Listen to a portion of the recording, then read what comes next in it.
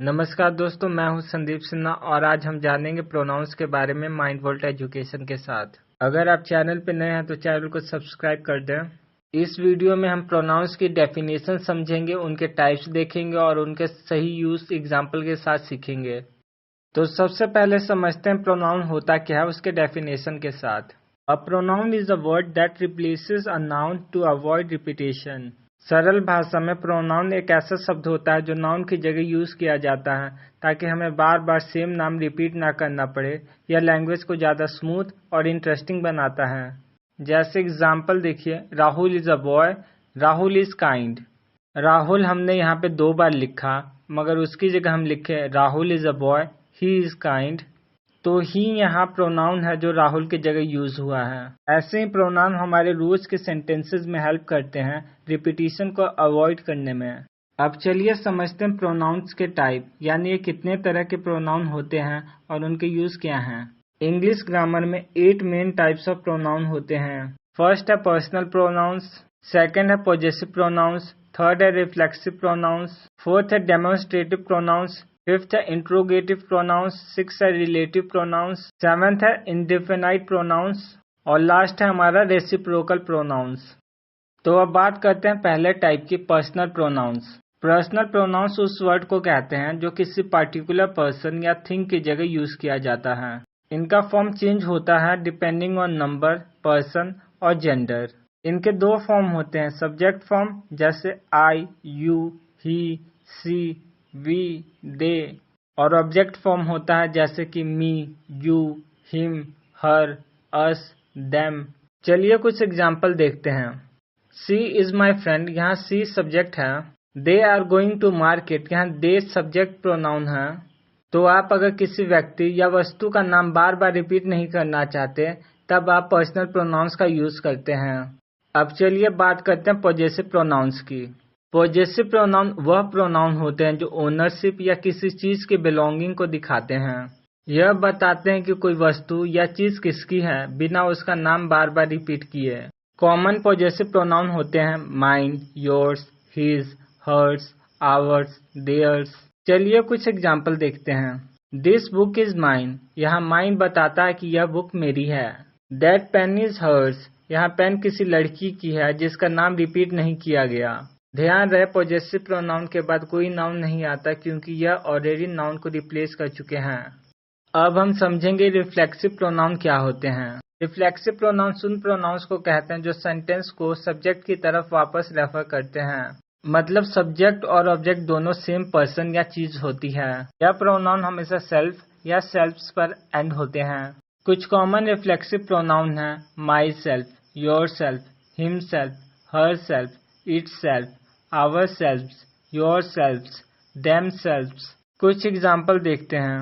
ही hurts himself while playing, यहाँ subject he है और एक्शन अपने ऊपर ही हुआ। दूसरा एग्जाम्पल देखते हैं। I did the work my self, यह दिखाता है कि काम अपने आप किया। रिफ्लेक्सिव प्रोनाउंस जोर देने के लिए यूज होते हैं, जैसा कि हमने लास्ट एग्जाम्पल में देखा। यह प्रोनाउंस सेंटेंस को क्लियर और एक्सप्रेसिव बनाते हैं। अब बात करते हैं डेमोन्स्ट्रेटिव प्रोनाउंस की। डेमोन्स्ट्रेटिव प्रोनाउंस का यूज हम करते हैं जब हमें किसी पर्टिकुलर व्यक्ति, वस्तु या चीज की तरफ पॉइंट करना होता है, यह बताने के लिए कि हम किस चीज की बात कर रहे हैं, क्या वह पास है या दूर है, सिंगुलर है या प्लूरल है।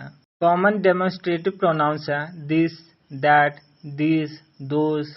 एग्जाम्पल से समझते हैं। This is my laptop, this यहाँ एक सिंगुलर ऑब्जेक्ट जो पास है उसके लिए यूज हुआ है। सेकेंड एग्जाम्पल देखते हैं। Those are beautiful flowers, those plural चीज है जो दूर है उनके लिए। इन प्रोनाउंस की मदद से हम अपनी बात को क्लियरली और प्रिसाइसली एक्सप्रेस कर सकते हैं। अब हम समझेंगे इंट्रोगेटिव प्रोनाउंस क्या होते हैं। इंट्रोगेटिव प्रोनाउंस वह वर्ड्स होते हैं जो सवाल पूछने के लिए यूज किए जाते हैं। यह हमें व्यक्ति, वस्तु या किसी चीज के बारे में जानकारी लेने में मदद करती हैं। कॉमन इंट्रोगेटिव प्रोनाउंस है हु, हुम, हुज, विच, व्हाट। चलिए कुछ एग्जाम्पल देखते हैं। हु इज कॉलिंग, यहाँ हु किसी व्यक्ति के बारे में पूछ रहा है। व्हाट इज योर नेम, इस सेंटेंस में व्हाट एक इंट्रोगेटिव प्रोनाउन है जो क्वेश्चन पूछने के लिए यूज होता है। यह हमसे किसी वस्तु या चीज के बारे में जानकारी मांगता है। अब समझते हैं कि रिलेटिव प्रोनाउंस क्या होते हैं। रिलेटिव प्रोनाउंस दो अलग क्लॉजेस को जोड़ने के लिए यूज होते हैं। यह पहले दिए गए नाउन के बारे में एक्स्ट्रा इन्फॉर्मेशन प्रोवाइड करते हैं। कॉमन रिलेटिव प्रोनाउन है हु, हुम, हुज, विच, दैट।